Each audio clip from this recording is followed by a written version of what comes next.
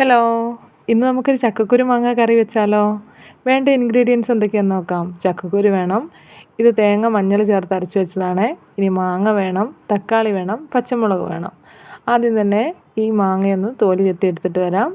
അങ്ങനെ മാങ്ങ തോലി ചെത്തി എടുത്തിട്ടുണ്ട്. മാങ്ങ, തക്കാളി, പച്ചമുളക് എല്ലാം അരിഞ്ഞെടുത്തിട്ടുണ്ട്. ഇനി ചക്കക്കുരുവിൻ്റെ കൂടെ തന്നെ തക്കാളിയും പച്ചമുളകും അല്പം ഉപ്പും ചേർത്ത് ആവശ്യത്തിന് വെള്ളവും കുറച്ച് മഞ്ഞൾപ്പൊടിയും ചേർത്തിട്ട് നമ്മളൊന്ന് വേവിക്കാൻ വെക്കുന്നുണ്ട്. കുക്കറിലാണ് കേട്ടോ നമ്മൾ വേവിക്കാൻ വെക്കുന്നത്. ഞാനൊരിത്തിരി മുളക് പൊടി കൂടി ചേർത്തിട്ടുണ്ട്. കറക്റ്റ് ആ മഞ്ഞ കളറിനേക്കാളും ഇത്തിരി ചുവപ്പ് കലർന്ന മഞ്ഞ എനിക്കിഷ്ടം.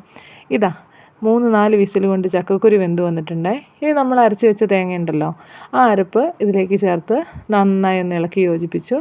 ഇനി ഈ കറിയൊക്കെ ചട്ടിയിൽ വെക്കുന്നതാണല്ലേ രസം. നമുക്ക് ചട്ടിയിലേക്ക് മാറ്റിക്കളയാം. അങ്ങനെ ഒരു മൺചട്ടിയിലേക്ക് വെച്ച് ഒപ്പം തന്നെ മാങ്ങ ഇട്ട് കൊടുത്ത് ഇനി നന്നായി ഒന്ന് തിളപ്പിച്ചെടുക്കുന്നുണ്ട്. ആ ഒരൊറ്റ തിള കൊണ്ട് തന്നെ മാങ്ങ വേവ് കേട്ടോ. ആദ്യം ഇട്ടാൽ കറി പുളിച്ചിട്ട് പിന്നെ നാവിൽ വെക്കാൻ പറ്റില്ല. അത്രയും വേവ് കുറവാണ് ഈ മാങ്ങയ്ക്ക്. ഇനി അതിലേക്ക് നമ്മൾ കുറച്ച് കറിവേപ്പില ഇട്ട് കൊടുക്കുന്നുണ്ട്.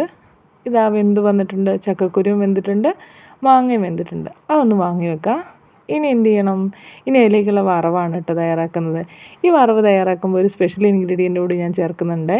നമ്മൾ സാധാരണ ഇങ്ങനെയുള്ള കറികളിൽ കടുക് മാത്രമേ താളിച്ചിടാറുള്ളൂ അല്ലേ? ആ കൂട്ടത്തിൽ കുറച്ച് ഉലുവ കൂടി ചേർക്കുന്നുണ്ട്. ഇനി ഉള്ളി, ഒപ്പം തന്നെ കുറച്ച് കറിവേപ്പിലയും കൂടെ ചേർത്ത് ഇനി ആ വറവ് നമ്മളിതിലേക്ക് ഒഴിച്ച് കഴിഞ്ഞാൽ നമ്മുടെ കറി തയ്യാറായിട്ടുണ്ട്. എല്ലാവരും ട്രൈ ചെയ്ത് നോക്കണേ.